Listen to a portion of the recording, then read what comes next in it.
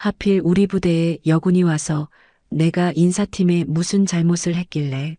그나마 커피 맛은 좋겠네. 김정훈 중령은 커피를 내려놓으며 비꼬듯 말했습니다. 공군 방호대대 작전과 회의실 오전 회의를 앞두고 몇몇 장교들이 삼삼오오 모여 잡담을 나누던 중이었습니다.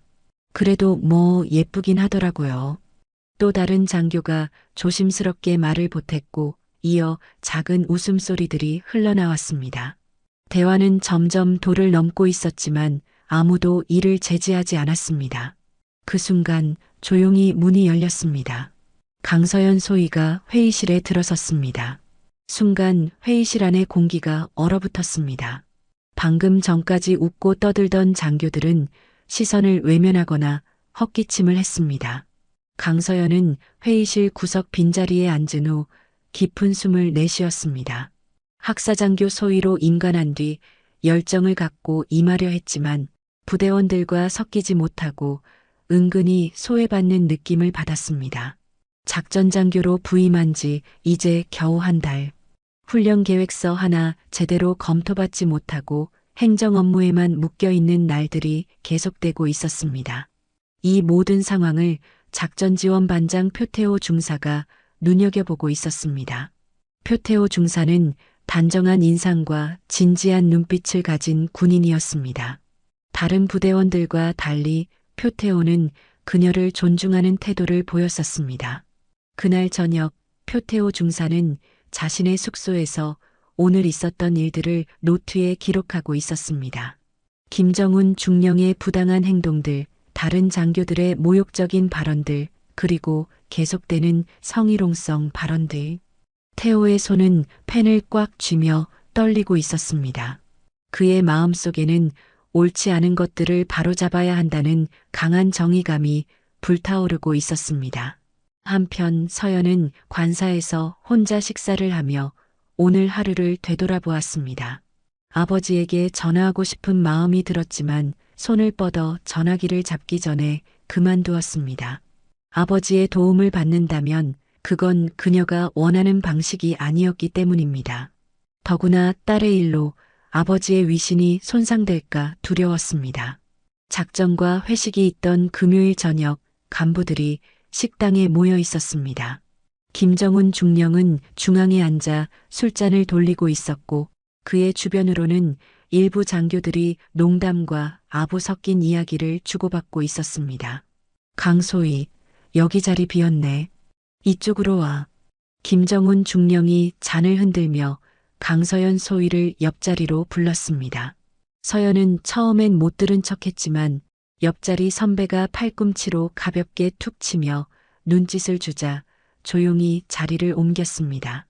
강소희가 오기 전에는 우리 부대 분위기가 칙칙했는데 여자가 있으니까 분위기가 확 사네. 서연은 아무 말 없이 억지 웃음을 지으며 고개를 숙였습니다. 자리에는 눈에 띄게 빈 병들이 늘어가고 있었고 다들 술에 취해가고 있었습니다. 김정훈 중령은 아무렇지도 않게 그녀의 허벅지 위에 손을 올리며 말을 꺼냈습니다. 어이구 운동 많이 했나 봐. 허벅지가 단단하네. 말은 칭찬처럼 들렸지만 사실은 다른 의미가 있었습니다. 서연은 반사적으로 몸을 옆으로 피했습니다. 김중령은 그제야 손을 거두며 멋쩍게 웃는 얼굴로 말했습니다. 놀랐어? 난 그냥 칭찬한 건데 뭘 그렇게 예민하게 굴어. 그는 웃으며 술을 한 모금 더 들이켰습니다. 순간 묘하게 정적이 흘렀고 모두가 그 상황을 모른 척했습니다. 서연은 입술 안쪽을 깨물며 감정을 눌렀고 눈앞에 술잔만 뚫어져라 바라보고 있었습니다. 그 모습을 지켜보던 표태호 중사는 손에 들고 있던 잔을 내려놓았습니다. 김정훈 중령의 손이 서연 소위의 허벅지에 닿는 장면을 똑똑히 본 그는 얼굴이 굳은 채 이를 악물었습니다. 계급 앞에서 아무 말도 할 수 없다는 현실이 더욱 그를 괴롭혔습니다. 표태호는 숙소로 돌아와 고민이 깊어가고 있었습니다. 노트북 화면에는 공군 본부 익명 제보 시스템이라는 페이지가 열려 있었습니다. 익명 제보라고는 하지만 조사가 시작되면 언젠가는 자신의 신원이 드러나 자신의 군 생활이 끝날 수도 있었습니다.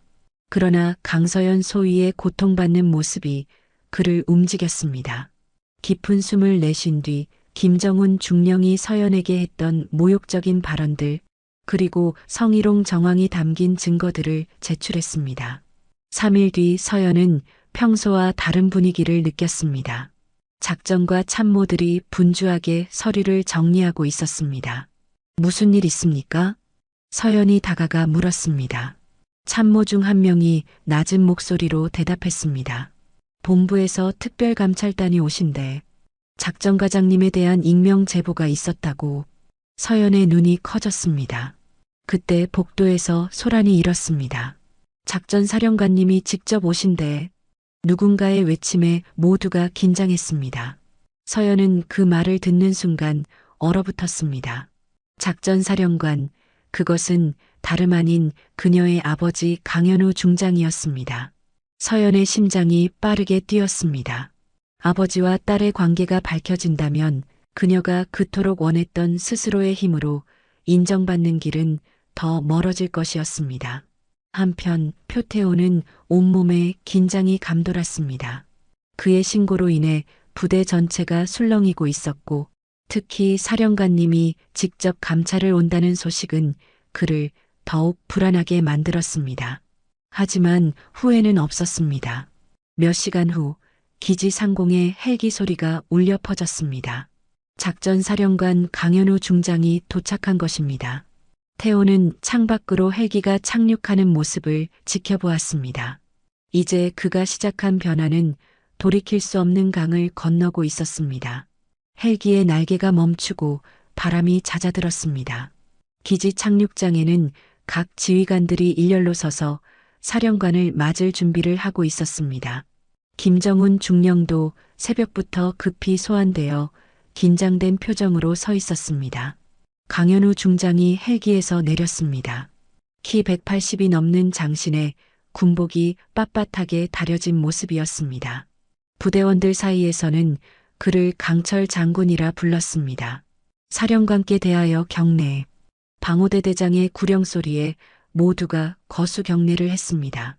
강현우는 무표정한 얼굴로 경례를 받고 한 명씩 지휘관들을 스캔하듯 바라보았습니다.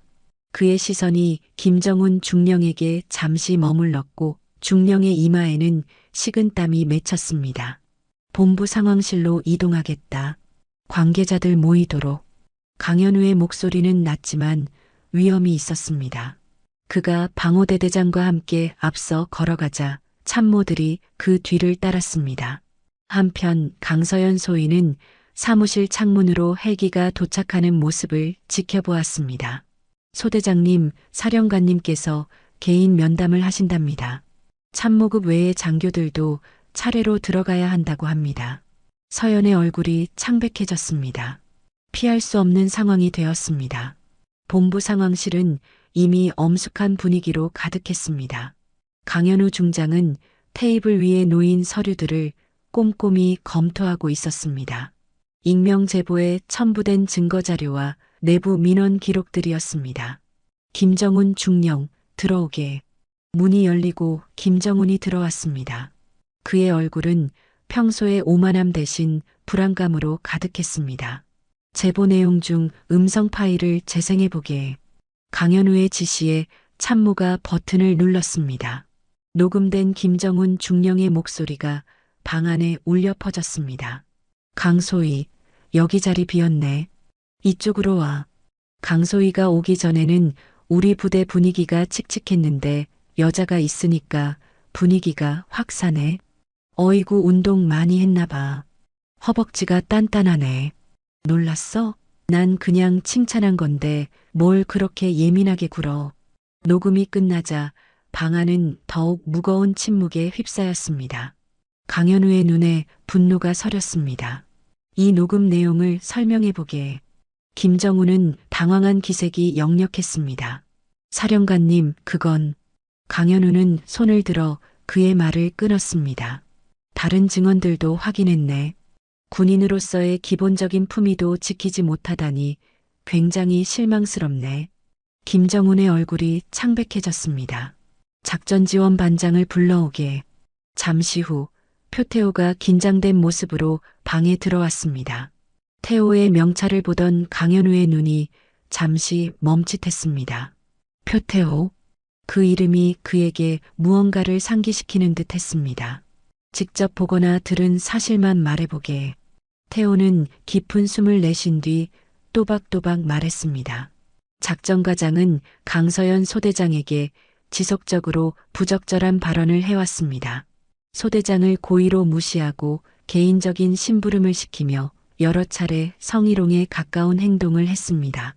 김정훈이 벌떡 일어났습니다. 사령관님, 이건 모함입니다. 안께 강현우의 단호한 목소리에 김정훈은 입을 다물었습니다. 강현우는 차분하게 태호에게 물었습니다. 자네가 제보를 한 건가? 태호는 잠시 망설이다 대답했습니다. 네, 사령관님. 제가 했습니다. 더 이상 부당한 상황을 지켜볼 수 없었습니다. 강현우는 고개를 끄덕였습니다. 정의로운 행동이었네. 우리 군에는 자네 같은 군인이 필요하지. 태호의 눈이 조금 커졌습니다. 예상 밖의 반응이었습니다. 이제 강서연 소위를 불러오게. 서연이 방에 들어왔을 때 강현우의 표정은 여전히 무거웠습니다. 겪은 일을 솔직하게 말해보게. 서연은 긴장된 목소리로 그동안의 일들을 설명했습니다. 김정훈의 부당한 대우, 업무 방해, 성희롱적 발언과 행동들. 말을 마치자 방 안은 무거운 침묵에 휩싸였습니다. 강현우는 잠시 생각에 잠겼다가 결정을 내렸습니다. 작전과장, 자네는 징계위원회에 회부될 것이며 조사 결과에 따라 보직 해임될 수도 있네. 김정훈의 얼굴이 창백해졌습니다. 사령관님, 이건 너무 가혹한. 장교에게 가장 중요한 것은 명예와 규율이네. 자네는 그 둘 다 저버렸어. 강현우의 단호한 목소리에 더 이상의 항변은 없었습니다. 김정훈은 떨리는 손으로 경례를 하고 방을 나갔습니다. 회의가 끝난 후 강현우는 태호를 따로 불렀습니다. 그는 태호의 명찰을 다시 한번 바라보며 조심스럽게 물었습니다. 자네 올해 나이가 어떻게 되지? 태호가 대답했습니다. 26입니다. 혹시 자네 어렸을 때부터 이 부대 근처에 살았나?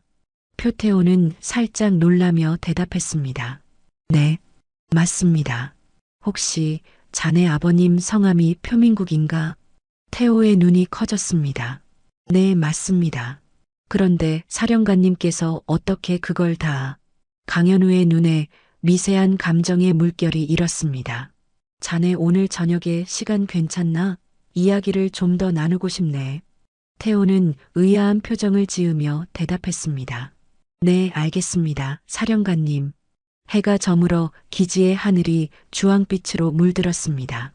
강현우 중장은 임시로 사용하는 집무실 창가에 서서 훈련장이 내려다 보이는 전경을 바라보고 있었습니다.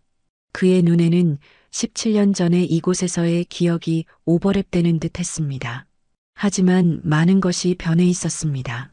노크 소리가 들렸습니다. 들어오게. 표태호 중사가 조심스럽게 문을 열고 들어왔습니다.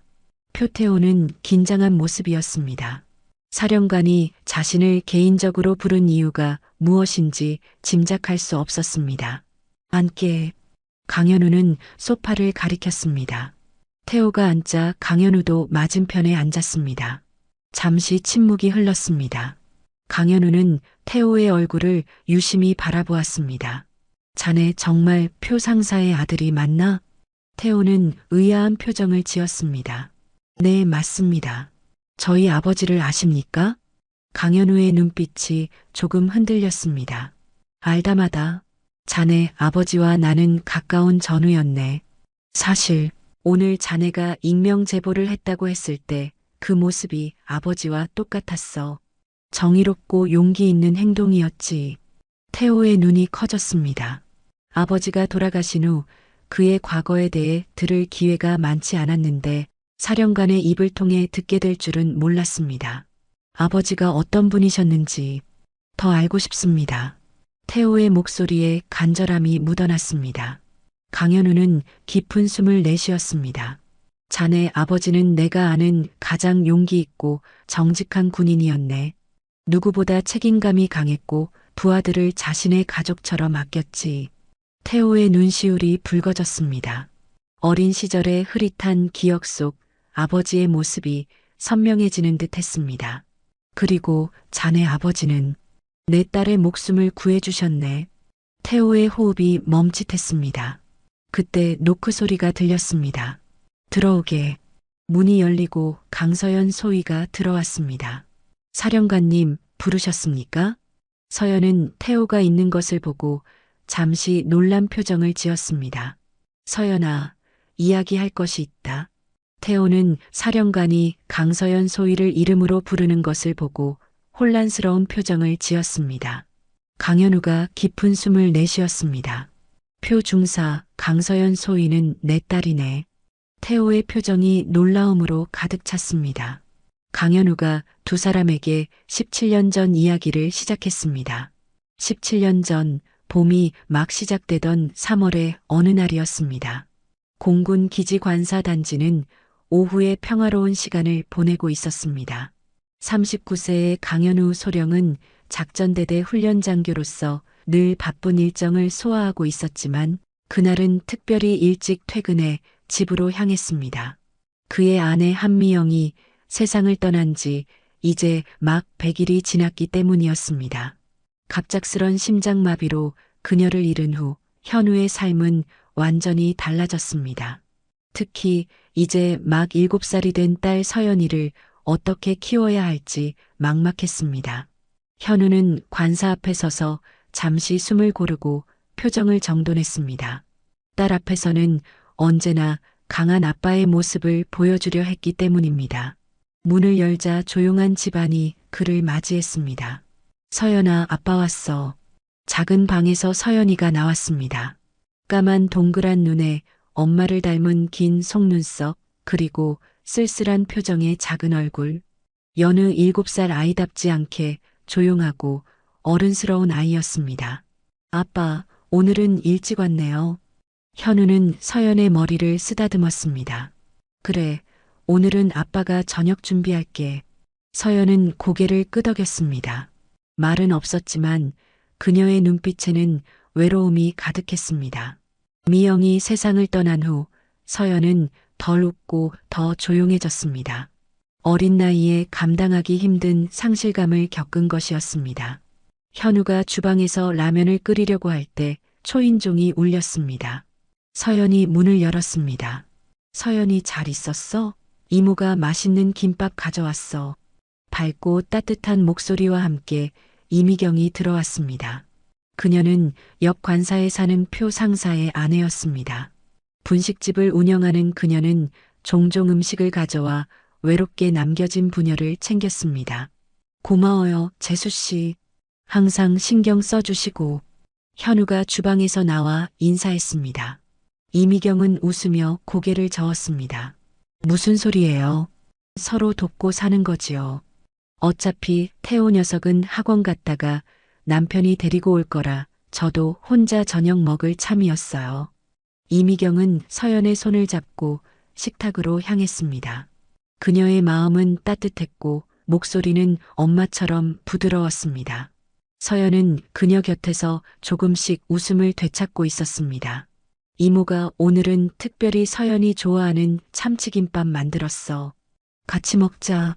이미경은 김밥통을 열고 서연의 접시에 예쁘게 담아주었습니다. 서연의 얼굴에 오랜만에 환한 미소가 번졌습니다. 와, 맛있겠다. 고마워요, 이모. 현우는 그 모습을 바라보며 가슴이 뭉클해졌습니다. 아내가 떠난 후 이미경은 서연에게 마치 엄마 같은 존재가 되어주고 있었습니다. 재수 씨, 정말 고맙습니다. 미영이가 떠난 후로 서연이가 이렇게 웃는 걸 보기 힘들었는데 이미경은 미소를 지으며 현우에게 위로의 말을 건넸습니다. 힘내세요, 과장님. 시간이 약이라고 서연이도 조금씩 나아질 거예요. 저녁 식사가 끝나고 세 사람은 거실에 앉아 이야기를 나누었습니다. 이미경은 분식집 이야기, 동네 소식, 그리고 가끔은 아이들 키우는 팁까지 들려주었습니다. 그녀의 이야기는 현우의 어깨에 쌓였던 무거운 짐을 조금씩 덜어주는 듯 했습니다. 과장님, 혹시 필요하시면 태호 아빠가 주말에 서연이 데리고 놀이터도 가고 그럴 수 있대요. 태호도 또래 동생이 생기면 좋아할 것 같고요. 현우는 고마움에 고개를 끄덕였습니다. 정말 감사합니다. 우리 모두 군인 가족이잖아요. 서로 의지하면서 살아야지요. 그때 문이 열리며 표 상사가 9살 태호의 손을 잡고 들어왔습니다. 여보, 여기 있었네. 태호가 자꾸 엄마 보고 싶다고 해서 민국은 현우를 보고 잠시 당황한 듯 했습니다. 아, 과장님, 죄송합니다. 제가 미리 연락드렸어야 했는데. 현우는 웃으며 손을 저었습니다. 괜찮습니다. 재수 씨 덕분에 오랜만에 가족 식사 같은 시간을 보냈네요. 표 상사는 환한 미소를 지었습니다. 그는 40대 중반의 늠름한 체격에 따뜻한 눈빛을 가진 남자였습니다. 부대에서는 진짜 군인이라 불릴 만큼 책임감과 리더십이 강한 사람이었습니다. 과장님, 다음 주 합동훈련 준비는 잘 되고 계신가요? 민국이 물었습니다. 현우는 고개를 끄덕였습니다. 네, 다행히 준비는 잘 되고 있습니다. 표상사 덕분에 많이 수월해졌고요. 민국은 겸손하게 웃었습니다. 제가 한 일은 별로 없습니다. 과장님 지위가 탁월하신 덕분이죠. 두 사람은 잠시 업무 이야기를 나누다가 아이들이 놀고 있는 모습으로 화제를 돌렸습니다. 이미경은 주방에서 과일을 깎아 모두에게 나눠주었습니다. 그날 저녁 현우의 집에는 오랜만에 웃음소리가 가득했습니다. 마치 큰 가족이 모인 것처럼 따뜻하고 화목한 시간이었습니다. 밤이 깊어 표 가족이 돌아갈 시간이 되었습니다. 다음에 또 놀러와요. 서연이가 정말 좋아하네요. 강현우 소령이 말했습니다. 이미경은 고개를 끄덕였습니다. 당연하죠. 주말에는 우리 집에 와서 밥 먹어요. 제가 서연이 좋아하는 떡볶이 해줄게요. 서연의 눈이 반짝였습니다. 정말요? 야호! 모두가 웃었습니다. 아이의 웃음소리는 그 어떤 약보다 강했습니다. 표민국 가족이 떠난 후 현우는 서연을 재우기 위해 그녀의 방으로 향했습니다. 서연은 미소 지으며 오랜만에 편안한 표정으로 잠이 들었습니다.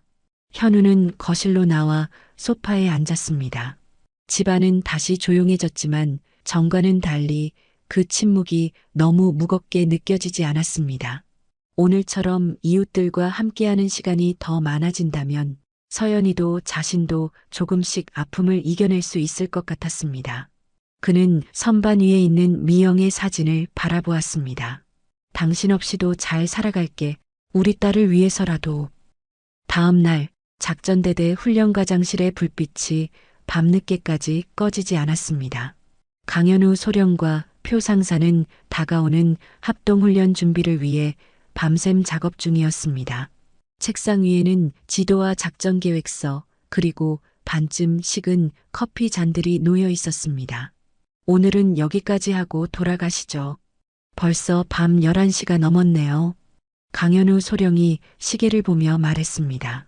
괜찮습니다, 과장님. 내일이면 훈련인데 준비를 완벽하게 해야죠. 조금만 더 하고 가겠습니다. 민국의 눈에는 피곤함보다 책임감이 더 진하게 묻어났습니다. 그는 작전대대의 선임 부사관으로서 항상 솔선수범하는 모습을 보였습니다. 현우는 잠시 민국을 바라보았습니다. 3년 전 처음 만났을 때부터 그는 항상 이런 모습이었습니다. 묵묵히 자신의 일을 해내는 사람, 어떤 상황에서도 책임을 다하는 사람. 커피라도 한 잔 더 마시죠. 강현우가 자판기 커피를 건네자 민국은 감사하게 받았습니다. 두 사람은 잠시 창가에 서서 기지의 야경을 바라보았습니다. 불빛이 드문드문 켜진 훈련장과 활주로 그리고 멀리 보이는 관사단지. 아이들은 잘 자고 있겠죠? 현우가 문득 말했습니다. 민국은 미소를 지었습니다. 그럴 겁니다. 태호는 자기 전에 항상 전화해서 잘 자라고 하거든요. 오늘도 9시에 통화했습니다. 현우는 부러운 마음이 들었습니다. 서연이는 아직 전화를 자유롭게 사용할 나이가 아니었고 관사에 두고 온 아이를 생각하니 마음이 쓰였습니다. 이웃집 어르신이 종종 봐주신다고 했지만 역시 마음이 놓이지 않네요. 과장님 괜찮습니다. 제 아내가 종종 들여다본다고 했으니까요. 오늘도 자기 전에 서연이 상태를 확인했다고 문자가 왔었습니다. 현우의 눈이 조금 젖어들었습니다. 정말 감사합니다. 표 상사 가족이 아니었다면 저와 서연이는 많이 힘들었을 거예요. 두 사람은 다시 책상으로 돌아와 작업을 이어갔습니다. 밤이 깊어갈수록 대화는 업무에서 개인적인 이야기로 자연스럽게 흘러갔습니다. 사실 아내가 떠난 후로 매일 밤이 두렵습니다. 현우가 문득 말했습니다. 평소에는 감정을 잘 드러내지 않는 그였지만 표 상사 앞에서는 솔직해질 수 있었습니다. 밤이면 공허함이 더 크게 느껴지고 서연이를 혼자 키울 자신이 없어질 때가 많아요. 제가 좋은 아버지가 될 수 있을까 하는 두려움이 있습니다. 민국은 잠시 생각에 잠기다가 대답했습니다. 과장님, 저도 태호를 키우면서 매일 두렵습니다. 제 아버지는 일찍 돌아가셨고 어머니 혼자 저를 키우셨어요. 좋은 아버지가 어떤 것인지 배울 기회가 없었죠. 민국의 눈에는 자신의 어린 시절 기억이 스쳐 지나가는 듯 했습니다. 하지만 제가 깨달은 건 완벽한 부모는 없다는 거예요. 그저 최선을 다하는 겁니다. 태호에게 제가 해줄 수 있는 건 무조건적인 사랑과 안전한 울타리뿐이니까요. 현우는 고개를 끄덕였습니다. 그의 말에 깊은 공감이 느껴졌습니다. 아내는 항상 저보다 서연이를 더 잘 이해했어요. 때로는 아이의 마음을 읽는 것 같았거든요. 하지만 저는 그저 군인일 뿐입니다. 민국은 미소를 지었습니다. 과장님은 훌륭한 아버지십니다. 저는 과장님이 서연이를 바라보는 눈빛을 봤습니다.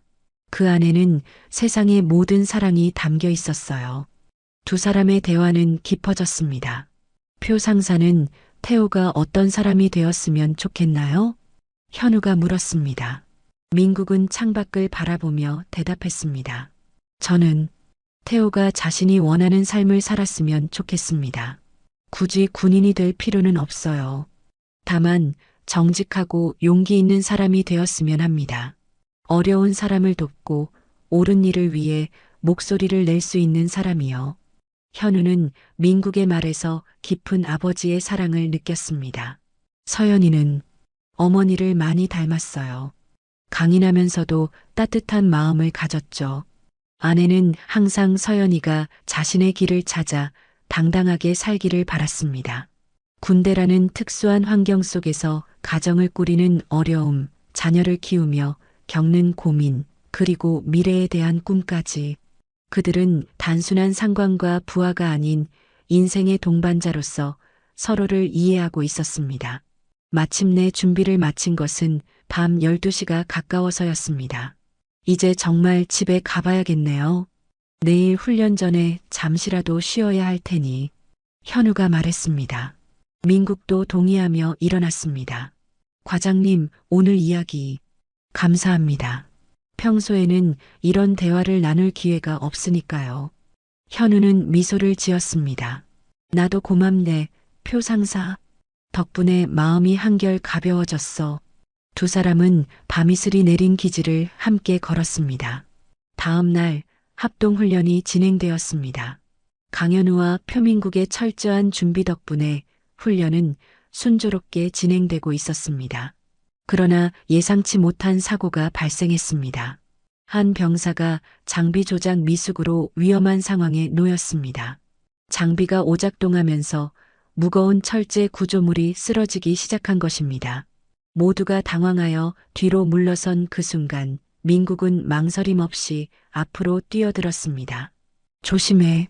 민국은 병사를 밀어내고 쓰러지는 구조물에 어깨를 맞았습니다. 다행히 크게 다치지는 않았지만 그의 어깨에는 상처가 생겼습니다. 현우는 그 모습을 지켜보며 깊은 감명을 받았습니다. 민국은 자신의 안전보다 부하의 안전을 먼저 생각했고 위험 앞에서 망설이지 않았습니다. 그것이야말로 진정한 리더의 모습이었습니다. 괜찮으십니까? 빨리 의무대로 가봐야 합니다. 현우가 다가와 물었습니다. 민국은 고개를 저었습니다. 괜찮습니다, 과장님. 훈련을 계속 지휘해야죠. 그러나 현우는 단호했습니다. 이건 명령입니다. 지금 바로 의무대로 가서 치료받으세요. 민국은 마지못해 동의했습니다. 현우는 그를 의무대로 보내고 남은 훈련을 지휘했습니다. 훈련이 끝난 후 현우는 의무대를 찾았습니다. 민국은 어깨에 붕대를 감은 채 병상에 앉아 있었습니다. 오늘 정말 용감했습니다. 그 병사는 상사님 덕분에 큰 부상을 면했어요. 민국은 쑥스러운 듯 웃었습니다. 당연한 일을 했을 뿐입니다. 과장님이라면 저보다 더 잘 대처하셨을 거예요. 현우는 고개를 저었습니다. 난 그런 용기가 있는지 모르겠는데 표상사는 진정한 군인입니다. 두 사람은 서로를 바라보며 깊은 존경의 눈빛을 교환했습니다. 이날의 사고는 두 사람 사이의 전우애를 더욱 깊게 만드는 계기가 되었습니다. 어느 날 저녁 기지 외곽의 분식점에서는 표 상사와 그의 아내 이미경이 함께 시간을 보내고 있었습니다. 태호는 학원에 있었고 이미경은 평소보다 일찍 문을 닫았습니다. 부부는 오랜만에 단둘이 차를 마시며 대화를 나누고 있었습니다. 여보, 오늘은 일찍 들어가서 태호 공부도 봐주고 과장님 댁에도 들러볼까요? 서연이가 혼자 있을 텐데. 이미경이 말했습니다. 민국은 고개를 끄덕였습니다. 그래요. 과장님이 오늘 당직이라고 했으니 서연이가 심심할 거예요. 두 사람은 분식점 문을 닫고 차에 올랐습니다.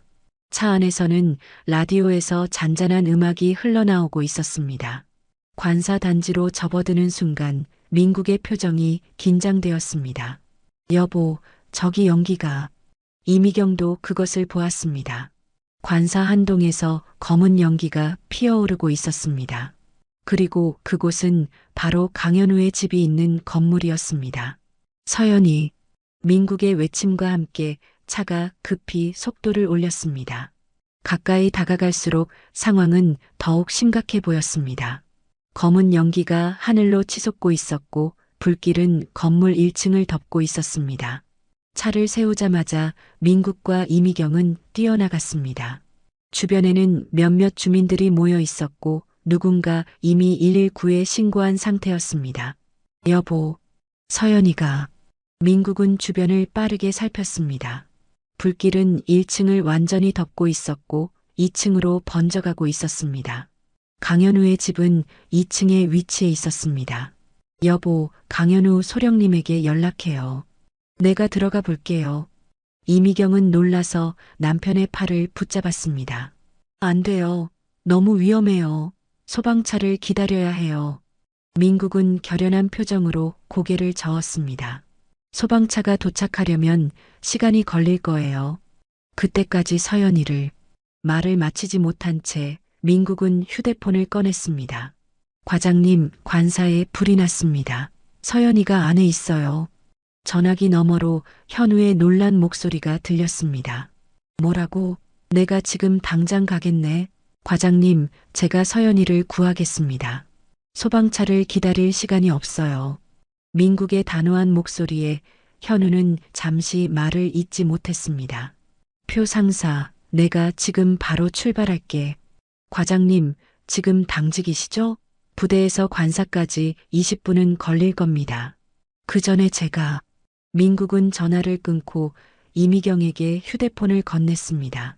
여보, 소방서에 다시 연락하고 과장님이 도착하면 상황을 알려줘요. 이미경의 눈에 눈물이 고였습니다. 여보, 제발 조심해요. 민국은 아내의 손을 꼭 잡았습니다. 걱정 마요. 곧 서연이와 함께 나올게요. 민국은 재빨리 주변을 살폈습니다.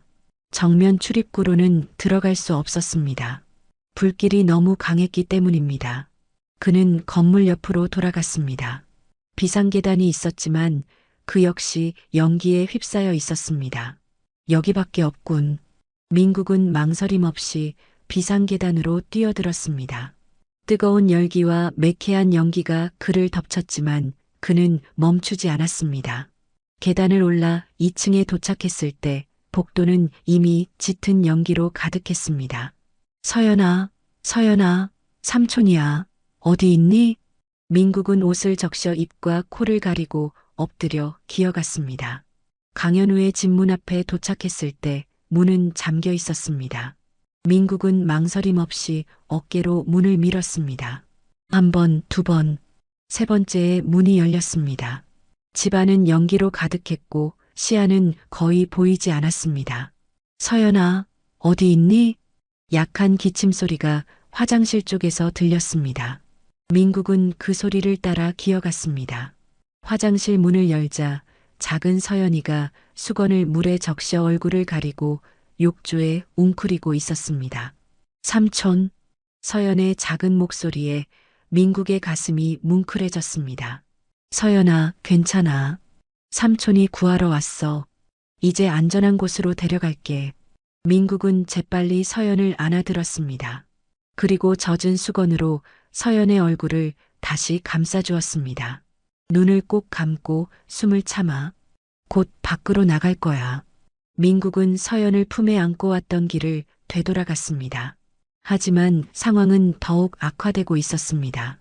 복도의 불길이 더 새져 있었고 천장 일부가 무너지고 있었습니다. 민국은 재빨리 생각을 정리했습니다. 창문을 통해 나가는 것이 유일한 방법이었습니다. 그는 서연을 안고 거실로 향했습니다. 창문을 열려고 했지만 열기로 인해 창문 손잡이가 뜨거웠습니다. 민국은 자신의 옷으로 손을 감싸고 창문을 열었습니다. 민국은 창문 밖을 내다보았습니다. 아래에는 이미 여러 사람들이 모여 있었고 그 중에는 이미경도 있었습니다. 여보, 서연이 찾았어요. 뭐라도 받을 준비해요. 이미경과 주변 사람들은 재빨리 이불과 담요를 모았습니다. 그들은 그것을 펼쳐들고 기다렸습니다. 서연아, 무서울 수 있지만 삼촌을 믿어. 저기 이모가 기다리고 있어. 이제 내려보낼게. 민국은 서연을 창문 밖으로 내밀었습니다. 작은 소녀의 눈에는 두려움이 가득했지만 그녀는 고개를 끄덕였습니다. 아래에 있는 이모랑 아저씨들이 너를 받을 거야. 서연은 민국의 손을 꼭 잡았습니다. 삼촌도 같이 내려와야 해요. 민국은 서연의 머리를 쓰다듬었습니다. 당연하지. 너를 먼저 안전하게 내려보내고 나도 내려갈게. 민국은 서연을 조심스럽게 내려보냈습니다. 아래에 사람들이 펼친 담요 위로 서연이 안전하게 떨어졌습니다. 이미경이 재빨리 서연을 안아들었습니다. 그 순간 무시무시한 소리와 함께 민국이 서 있던 거실 천장 일부가 무너져 내렸습니다. 여보, 이미경의 절규가 울려 퍼졌습니다. 민국의 모습이 연기 속으로 사라졌습니다. 먼 거리에서 소방차 사이렌 소리가 들려왔습니다. 그러나 그 소리는 너무 멀게만 느껴졌습니다. 소방차 사이렌 소리가 관사 단지에 울려 퍼졌습니다. 불길 속에서 표민국의 모습이 사라진 지 몇 분이 지났지만 이미경에게는 영원과도 같은 시간이었습니다. 그녀는 서연을 안고 절망적인 눈빛으로 불타는 건물을 바라보았습니다. 여보, 제발. 서연은 이미경의 품에 안겨 울고 있었습니다. 작은 아이의 눈에는 공포와 혼란이 가득했습니다. 소방관들이 도착하자마자 화재 진압과 구조 작업이 시작되었습니다. 2층에 사람이 있습니다. 빨리요. 이미경의 절박한 외침에 소방관들은 신속하게 움직였습니다. 산소 마스크를 쓴 소방관들이 불길 속으로 들어갔습니다. 불은 이제 건물 전체를 뒤덮고 있었고 검은 연기가 하늘로 치솟았습니다. 그때 강현우 소령이 도착했습니다. 그의 얼굴은 창백했고 눈에는 극도의 공포가 서려 있었습니다. 서연아. 현우의 외침에 이미경이 고개를 돌렸습니다. 과장님, 서연이는 여기 있어요. 현우는 이미경에게 달려가 서연을 품에 안았습니다. 딸의 무사함을 확인한 그의 눈에 눈물이 고였습니다. 아빠, 서연의 떨리는 목소리에 현우는 주변을 둘러보았습니다. 표 상사는 이미경의 눈에서 눈물이 흘러내렸습니다. 아직 안 해. 현우의 얼굴이 굳어졌습니다. 그는 서연을 이미경에게 다시 맡기고 불타는 건물로 달려갔습니다. 과장님, 안 돼요. 이미경의 외침이 그를 멈추게 했습니다. 소방관 한 명이 현우를 붙잡았습니다. 접근하면 안 됩니다. 이제 저희가 왔으니 저희가 구조하겠습니다. 현우는 소방관의 팔을 뿌리치려 했지만 여러 명이 그를 막았습니다. 내 전우가 안에 있어. 이거 나.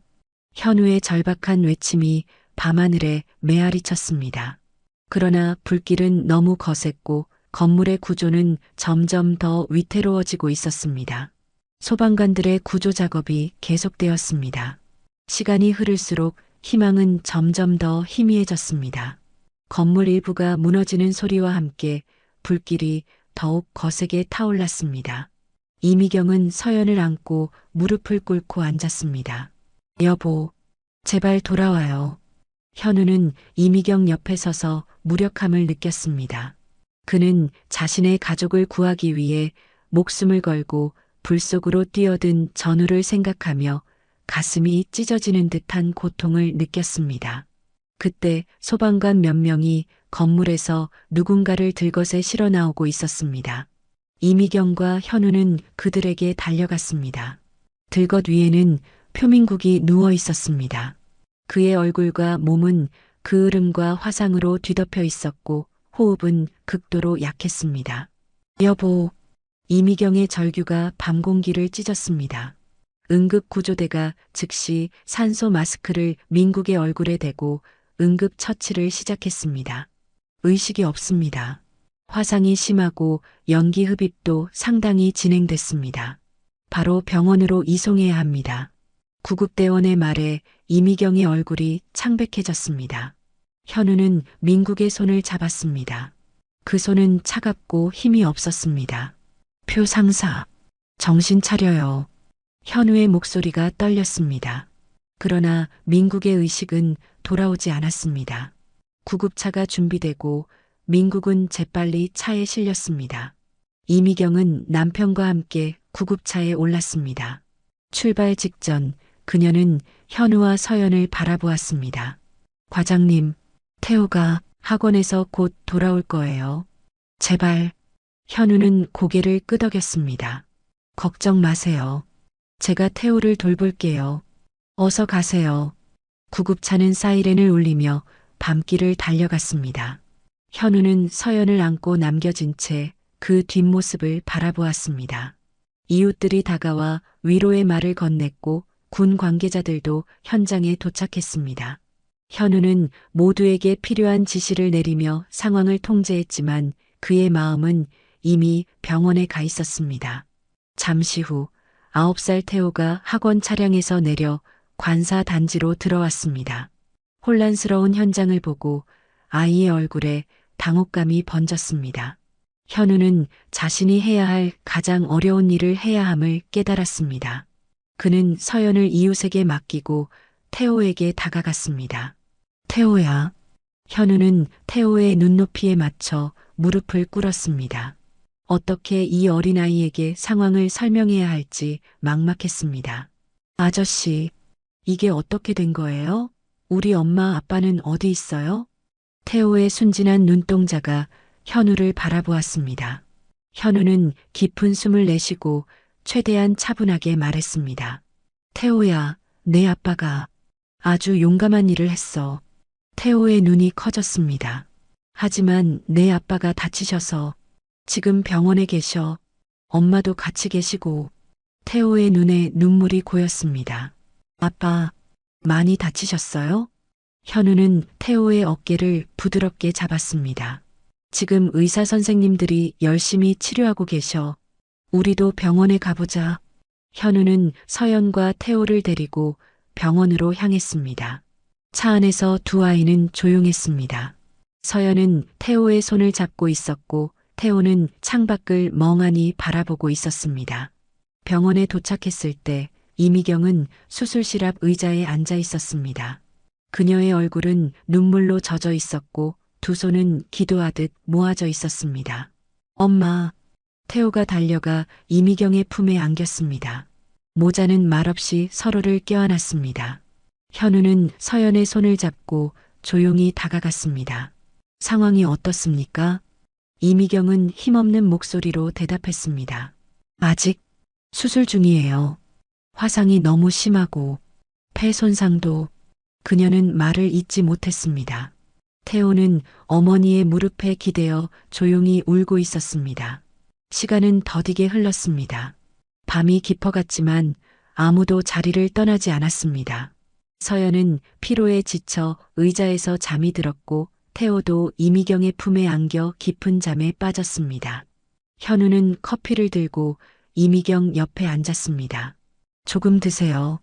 이미경은 고개를 저었지만 현우의 권유에 결국 커피를 한 모금 마셨습니다. 과장님, 민국 씨가 괜찮을까요? 이미경의 떨리는 목소리에 현우는 대답하지 못했습니다. 그는 그저 그녀의 손을 잡아줄 뿐이었습니다. 새벽 3시 수술실 문이 열렸습니다. 의사가 무거운 표정으로 나왔습니다. 이미경과 현우는 벌떡 일어났습니다. 가족분이신가요? 이미경이 고개를 끄덕였습니다. 네, 제가 아내입니다. 의사는 깊은 한숨을 내쉬었습니다. 죄송합니다. 최선을 다했지만 이미경의 다리에 힘이 빠졌습니다. 현우가 재빨리 그녀를 부축했습니다. 아니요. 그럴 수 없어요. 민국 씨는. 이미경의 절규가 병원 복도에 울려 퍼졌습니다. 그녀의 슬픔에 찬 울음소리에 태호가 잠에서 깨어났습니다. 엄마, 아빠는? 이미경은 아들을 바라볼 수 없었습니다. 그녀는 그저 태호를 품에 안고 흐느낄 뿐이었습니다. 태호는 상황을 이해하지 못했지만 무언가 끔찍한 일이 일어났음을 느꼈습니다. 현우는 무릎이 풀려 벽에 기대어 섰습니다. 그의 눈에서도 눈물이 흘러내렸습니다. 자신의 딸을 구하기 위해 목숨을 바친 전후 그의 희생을 어떻게 받아들여야 할지 알 수 없었습니다. 의사는 유가족에게 필요한 절차를 안내했고 현우는 그 모든 과정에서 이미경과 태호를 도왔습니다. 현우도 그의 곁에 서서 작별 인사를 전했습니다. 미안하네. 자네의 희생은 절대 잊지 않을게. 현우의 조용한 맹세가 병실에 울려 퍼졌습니다. 그것은 단순한 약속이 아니라 영원히 지켜야 할 의무였습니다. 표민국의 장례식은 군장으로 치러졌습니다. 많은 전우들이 참석하여 그의 용기와 희생을 기렸고 부대에서는 그를 위한 특별 훈장을 추서했습니다. 강현우 중장이 들려준 이야기는 여기까지였습니다. 그 일이 있고 몇 개월 뒤 나는 타부대로 보직 이동되었어.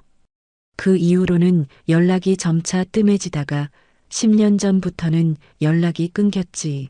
17년 전 이야기를 마친 강현우의 눈가에는 눈물이 맺혀 있었습니다. 오랜 시간이 지났지만 그날의 기억은 여전히 생생했습니다. 표태호의 눈에서도 눈물이 흘러내렸습니다. 그는 아버지의 마지막 순간을 이렇게 자세히 들은 적이 없었습니다. 어머니는 항상 아버지가 영웅처럼 떠났다는 말만 했을 뿐 그날의 구체적인 이야기는 하지 않았습니다. 너무 아픈 기억이었기 때문이었을 것입니다. 강서연은 충격에 휩싸인 누구에게도 말하지 못한 채 어린 시절의 기억 조각들을 맞추고 있었습니다. 불길, 연기, 누군가의 강인한 팔에 안겨있던 순간들, 그리고 그 사람이 바로 태호의 아버지였다는 사실. 제가 2번이나 구원을 받은 셈이군요. 서연의 목소리가 떨렸습니다. 17년 전에는 반장님의 아버지께서 그리고 지금은 반장님 본인이. 태호는 고개를 들어 서연을 바라보았습니다. 그의 눈에는 수줍음과 함께 깊은 감정이 서려 있었습니다. 소대장님, 저는 단지 옳은 일을 했을 뿐입니다. 강현우는 잠시 두 젊은이를 바라보았습니다. 그들 사이에 무언가 특별한 감정이 자라나고 있다는 것을 느낄 수 있었습니다. 운명이 이렇게 두 사람을 다시 이어준 것이었을까요? 자네 어머니는 어떻게 지내시나? 강현우가 조심스럽게 물었습니다. 태호의 표정이 조금 어두워졌습니다. 어머니는 아버지가 돌아가신 후 저를 키우느라 정말 고생하셨습니다. 한 번도 불평하지 않으셨지만 얼마나 힘드셨을지. 태호의 목소리가 잠시 갈라졌습니다. 그는 깊은 숨을 내쉬고 계속했습니다. 분식집을 계속 운영하고 계십니다. 처음에는 관사 근처였지만 지금은 도시 외곽으로 이전했죠. 아버지의 군인 연금과 함께 저를 대학까지 보내셨습니다. 현우는 고개를 숙였습니다. 서연은 태호의 손을 조심스럽게 잡았습니다. 반장님, 아버지의 희생이 있었기에 제가 오늘 이 자리에 있습니다. 정말 감사드립니다. 강현우는 두 사람을 바라보며 미소를 지었습니다. 그는 책상에서 사진 한 장을 꺼냈습니다.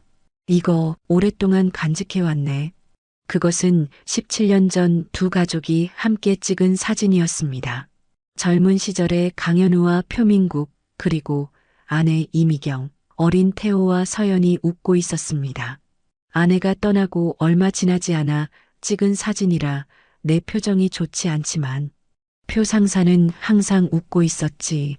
태호는 사진을 받아들고 오랫동안 바라보았습니다. 아버지의 미소, 어머니의 환한 얼굴, 그리고 서연의 어린 모습까지. 운명이 이렇게 그들을 엮어놓았다는 사실이 놀라웠습니다. 어머니는 최근 들어 많이 힘들어 하십니다. 태호가 문득 말했습니다. 강현우와 서연이 그를 바라보았습니다. 분식집 매출이 점점 줄어들고 임대료는 오르고 게다가 올해 초에는 허리 수술까지 받으셨습니다. 제가 도우려 해도 군 생활하느라 자주 찾아뵙지 못하고 태호의 목소리에 무거움이 느껴졌습니다. 어머니를 생각하면 그의 마음은 항상 무거웠습니다. 홀로 아들을 키우며 분식집을 운영하는 어머니의 삶이 얼마나 고단했을지 생각하면 가슴이 아팠습니다. 강현우는 진지한 표정으로 말했습니다. 이제라도 재수 씨를 만나 뵙고 싶네. 서연도 고개를 끄덕였습니다. 저도 이모를 뵙고 싶어요. 어릴 때 기억은 희미하지만 항상 따뜻하게 대해주셨다는 것만은 기억합니다. 태호의 얼굴에 미소가 번졌습니다. 어머니가 정말 좋아하실 것 같습니다. 세 사람은 주말에 이미경의 분식집을 방문하기로 약속했습니다. 태호는 어머니에게 미리 연락을 드리겠다고 했습니다. 늦었으니 오늘은 이만 돌아가 쉬게.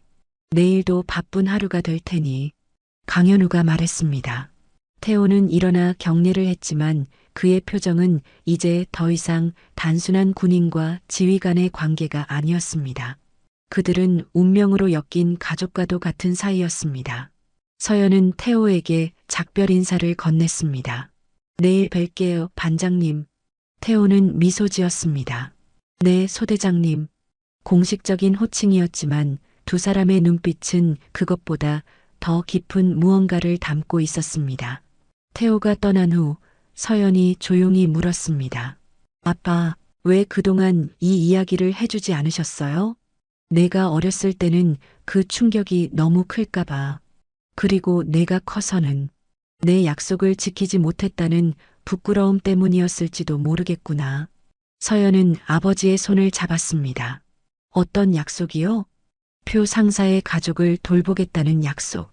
하지만 내가 전출 간 이후로 연락이 점점 뜸해졌고 결국 완전히 끊어지고 말았으니 현우의 목소리에는 깊은 후회가 묻어 있었습니다. 하지만 이제라도 늦지 않았어요. 우리가 다시 만났잖아요. 서연의 따뜻한 말에 현우는 미소를 지었습니다. 그래, 내 말이 맞아. 이제라도 그 약속을 지킬 수 있게 되어 다행이구나. 서연은 아버지를 꼭 안아주었습니다. 아빠, 오늘 진실을 알려주셔서 감사해요. 제가 누구인지, 어떤 희생 위에 제가 서 있는지 알게 되어 감사합니다. 현우는 딸의 머리를 쓰다듬었습니다. 서연아, 넌 항상 내 자랑이었어. 내 엄마도 항상 널 보며 분명 자랑스러워 하실 거야.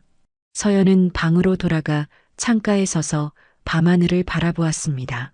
17년 전 자신을 구하기 위해 목숨을 바친 표 상사와 오늘 자신을 다시 한번 구해준 그의 아들 태호, 그리고 그동안 무거운 비밀을 간직해온 아버지. 모든 퍼즐 조각이 맞춰지는 것 같았습니다. 한편 태호는 숙소로 돌아와 어머니에게 전화를 걸었습니다. 이미경은 늦은 시간임에도 아들의 전화를 반가워했습니다. 엄마, 이번 주말에 시간 있으세요? 특별한 손님들을 모시고 갈게요. 손님? 누구? 태호의 목소리가 떨렸습니다. 강현우 중장님이요. 그리고 그분의 따님 서연 씨도요. 전화기 너머로 잠시 침묵이 흘렀습니다. 그리고 이미경의 떨리는 목소리가 들렸습니다. 정말, 정말이니? 강소령님이. 아니, 이제는 중장님이시구나. 그리고 서연이도. 태호는 어머니의 목소리에서 감정이 북받치는 것을 느꼈습니다. 네, 엄마. 17년 만에 재회예요. 중장님께서 꼭 뵙고 싶다고 하셨어요. 그래. 그럼 이번 주말에 기다릴게. 맛있는 음식 많이 준비해 둘게. 통화가 끝난 후 태호는 베개에 얼굴을 묻고 오랫동안 울었습니다. 어린 시절부터 항상 그리워했던 아버지, 그리고 아버지가 목숨을 바쳐 구한 소녀가 지금은 자신과 같은 부대원 되어 있다는 운명의 아이러니, 그리고 그 소녀에게 서서히 커져가는 자신의 마음까지 모든 것이 운명처럼 느껴졌습니다. 도시 외곽의 작은 분식점, 민국분식이라고 쓰인 간판은 정겨움이 느껴지는 글씨체였습니다. 가게 안은 토요일임에도 불구하고 손님이 거의 없어 조용했습니다. 이미경은 아침부터 분주하게 움직였습니다. 오랜만에 특별한 손님들이 온다는 생각에 가게 구석구석을 깨끗이 청소하고 오래된 메뉴판도 새로 닦았습니다. 50대 중반의 나이지만 그녀의 얼굴에는 기대감으로 인한 생기가 돌았습니다. 떡볶이 양념은 조금 더 달게 해야겠어. 서연이가 달콤한 걸 좋아했으니까. 이미경은 혼잣말을 하며 떡볶이 양념을 조금 더 넣었습니다. 17년 전 어린 서연이 자신의 떡볶이를 좋아했던 기억이 생생했습니다.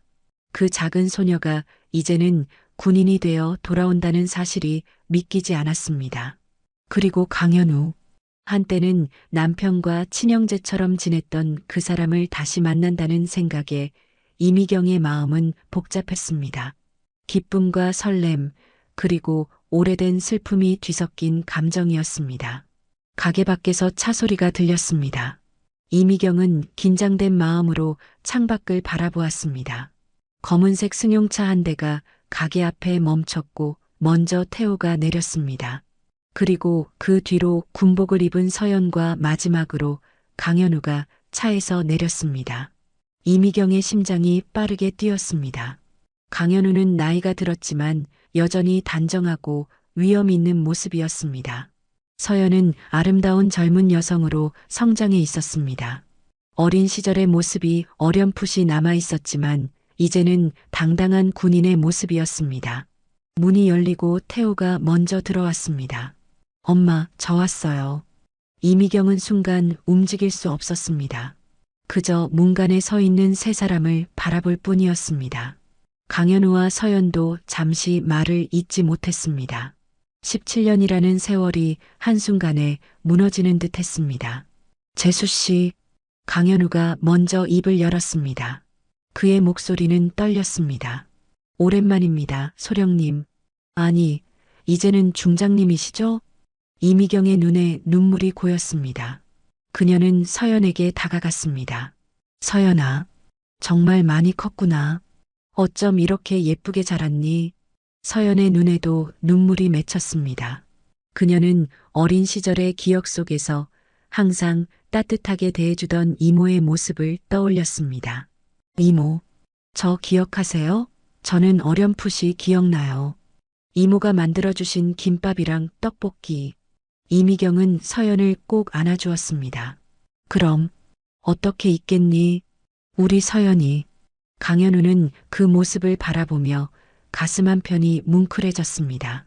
태호는 조용히 뒤에 서서 세 사람의 재회를 지켜보았습니다. 한참 후 네 사람은 가게 안쪽 테이블에 앉았습니다. 이미경은 서둘러 음식을 준비하기 시작했습니다. 떡볶이, 김밥, 순대, 튀김. 분식집의 모든 메뉴가 테이블 위에 올라왔습니다. 이미경의 손맛은 여전했습니다.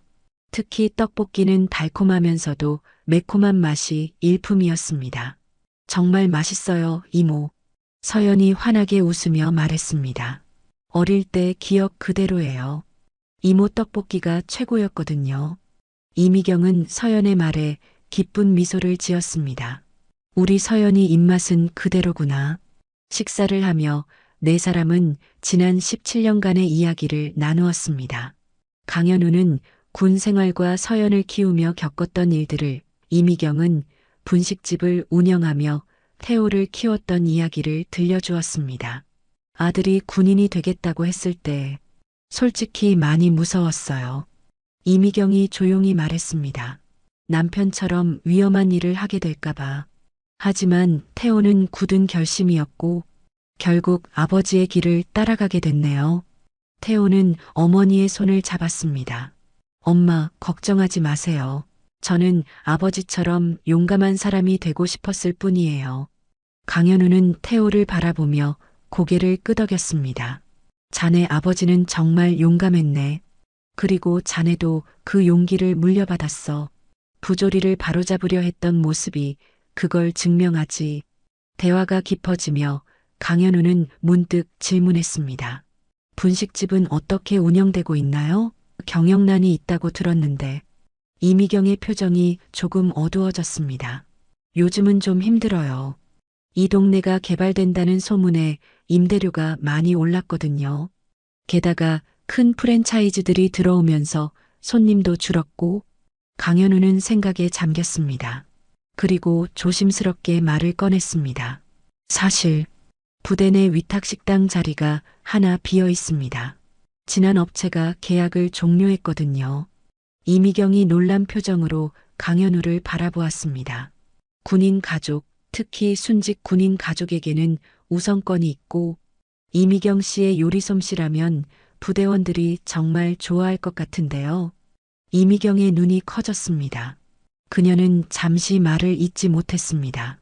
그게 정말인가요? 서연이 기쁜 표정으로 거들었습니다. 이모, 정말 좋은 기회인 것 같아요. 부대 식당은 안정적이고 군인들은 맛있는 음식에 목말라 있거든요. 태호도 놀란 표정이었지만 곧 환한 미소를 지었습니다. 엄마, 한번 도전해 보는 게 어떨까요? 제가 도울게요. 이미경은 잠시 생각에 잠겼습니다. 새로운 시작에 대한 두려움도 있었지만 동시에 이것이 기회라는 생각도 들었습니다. 그럼 한번 알아볼게요. 정말 감사합니다. 강현우는 미소를 지었습니다. 저도 오랫동안 못 지킨 약속을 이제라도 지킬 수 있어 다행입니다.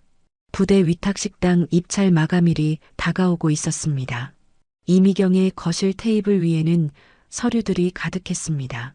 사업계획서, 메뉴 제안서, 예산계획, 그리고 각종 증명서들.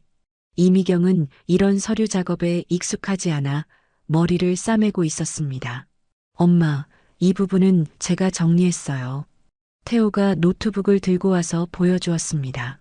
휴가를 얻어 어머니를 돕기 위해 집에 온 그는 밤새 사업계획서를 작성하고 있었습니다. 고마워, 태호야. 내가 없었으면 엄마 혼자 어떻게 했을까? 이미경은 아들의 머리를 쓰다듬었습니다. 엄마, 걱정하지 마세요. 분명 잘 될 거예요. 엄마의 요리 실력은 최고니까요. 이미경은 미소를 지었지만 눈에는 불안함이 서려 있었습니다. 20년 동안 작은 분식집을 운영하던 그녀에게 군부대 위탁식당은 큰 도전이었습니다. 그때 현관 초인종이 울렸습니다. 태호가 문을 열자 서연이 서 있었습니다. 주말 외출복 차림의 그녀는 평소와 다른 모습이었습니다. 안녕하세요, 이모. 서연의 얼굴에는 미소가 가득했습니다. 그녀의 손에는 서류 가방이 들려 있었습니다. 서연아, 이렇게 직접 와줘서 고마워. 이미경이 반갑게 맞이했습니다. 서연은 거실로 들어와 가방을 열었습니다. 제가 부대 행정실에서 입찰 관련 정보를 좀 더 얻어왔어요. 그리고 성공적인 위탁업체 사례도 몇 가지 정리해 왔고요. 서연이 꺼낸 서류들은 체계적으로 정리되어 있었습니다. 이미경과 태호는 서연이 가져온 자료들을 살펴보았습니다. 와, 정말 자세하게 준비해 왔네요. 태호가 감탄했습니다. 서연은 쑥스러운 듯 미소 지었습니다. 아버지에게도 여쭤봤어요. 심사위원들이 중요하게 보는 부분들이요. 세 사람은 함께 입찰 준비를 시작했습니다. 서연은 행정적인 부분을, 태호는 예산과 계획 부분을, 이미경은 메뉴와 운영 방식을 담당했습니다. 마치 작은 팀처럼 서로 협력하며 일했습니다. 몇 주 후 결과 발표 날이 왔습니다. 이미경은 아침부터 불안한 마음에 분식집 청소에 열중했습니다. 결과를 기다리는 마음이 너무 초조해 가만히 있을 수 없었기 때문입니다. 오후 2시 태호에게서 전화가 왔습니다. 엄마, 우리가 선정됐어요. 방금 발표 났어요. 이미경의 손이 떨렸습니다. 정말, 정말이니? 네, 군인 유가족 가산점이 크게 작용했대요. 게다가 심사위원들이 엄마의 메뉴 계획에 높은 점수를 줬다고 해요. 이미경은 그 자리에 주저앉고 말았습니다. 그녀의 눈에서는 눈물이 흘러내렸습니다. 17년 동안의 고단한 삶 끝에 찾아온 새로운 기회였습니다. 그날 저녁 이미경의 분식집에서는 작은 축하 모임이 열렸습니다. 강현우와 서연, 태호, 그리고 이미경이 함께 모였습니다. 이미경 씨의 새 출발을 축하합니다. 강현우가 건배를 제안했습니다. 모두가 소주잔을 들어 축하의 인사를 나누었습니다. 정말 감사합니다. 이런 기회를 주셔서. 이미경의 목소리가 감정에 북받쳐 떨렸습니다. 강현우는 고개를 저었습니다. 제가 한 일은 없습니다. 모두 이미경 씨의 노력과 실력 덕분이죠. 태호는 어머니의 손을 꼭 잡았습니다. 엄마, 축하해요. 이제 새로운 시작이에요. 이미경은 아들을 바라보며 미소 지었습니다. 내 아버지가 알면 얼마나 기뻐하실까. 서연도 감격에 찬 표정이었습니다. 이모, 이제 매일 뵐 수 있겠네요. 정말 기뻐요. 한 달 후 부대 내 위탁식당 오픈을 준비하는 과정은 바쁘게 진행되었습니다. 공간을 정비하고 주방 기구를 설치하고 인테리어를 바꾸는 일까지. 이미경은 2명의 주방 보조를 고용했고 메뉴를 최종 확정했습니다.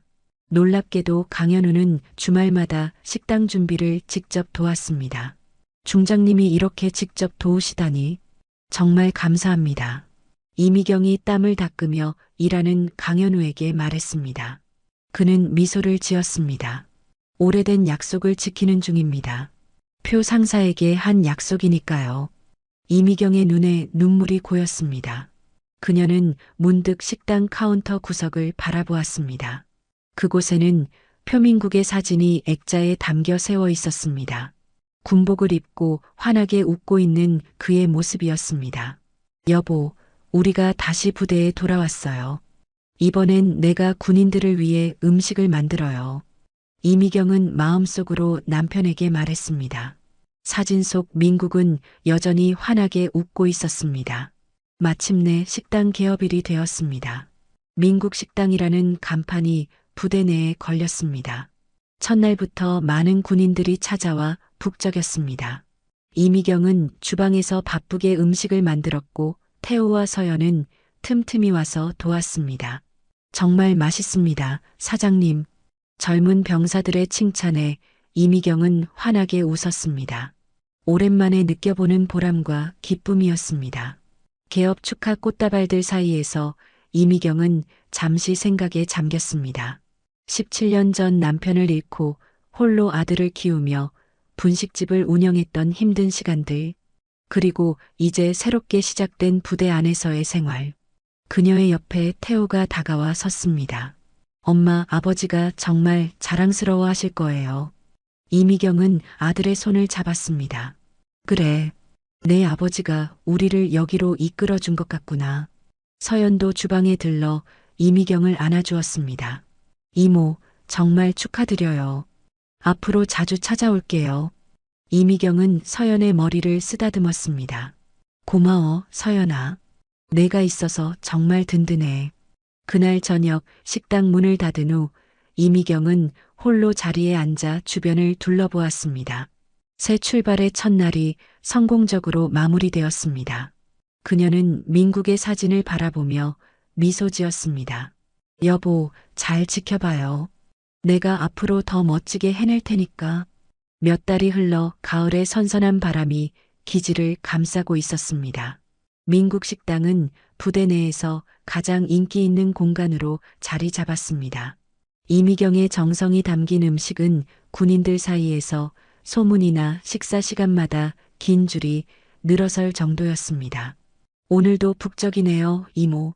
서연이 점심시간을 이용해 식당에 들렀습니다. 이미경은 바쁜 와중에도 환한 미소로 서연을 반겼습니다. 서연아, 와줘서 고마워. 오늘은 내가 좋아하는 떡볶이 특별 메뉴로 준비했어.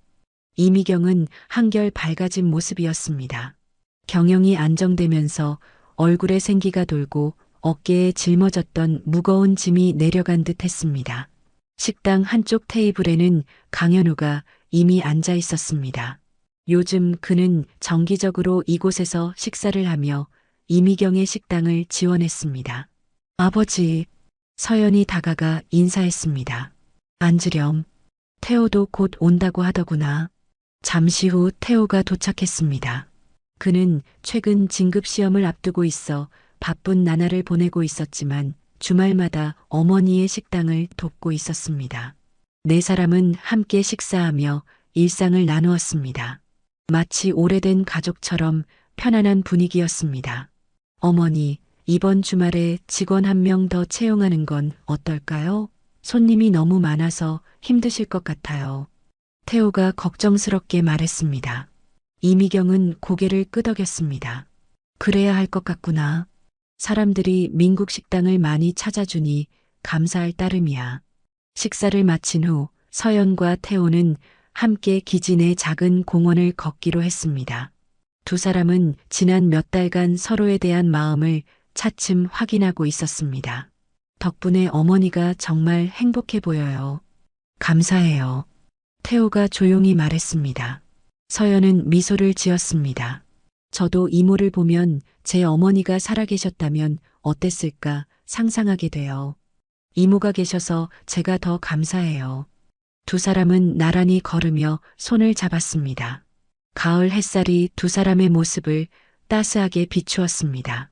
한편 식당에 남은 강현우와 이미경은 창밖으로 걸어가는 두 젊은이를 바라보고 있었습니다. 저 둘 정말 잘 어울리네요. 이미경이 미소 지으며 말했습니다. 강현우도 고개를 끄덕였습니다. 그러게요. 마치 운명처럼 다시 만났으니.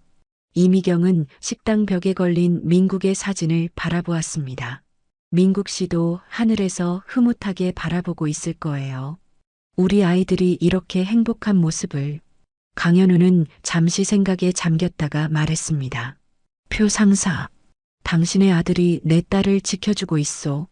마치 당신이 그랬던 것처럼. 이미경의 눈에 맺힌 눈물은 더 이상 슬픔이 아닌 감사와 행복의 눈물이었습니다. 17년 전의 비극이 이제는 새로운 인연으로 피어나고 있었습니다. 저녁 무렵 네 사람은 다시 식당에 모여 함께 저녁을 준비했습니다. 그들의 웃음소리가 따뜻하게 울려 퍼졌습니다. 하늘에서 별들이 하나둘 빛나기 시작했습니다. 마치 표민국과 강현우의 아내가 그들을 내려다보며 미소 짓고 있는 것처럼 두 가족의 인연은 이렇게 다시 이어져 더 깊고 단단한 유대로 피어나고 있었습니다.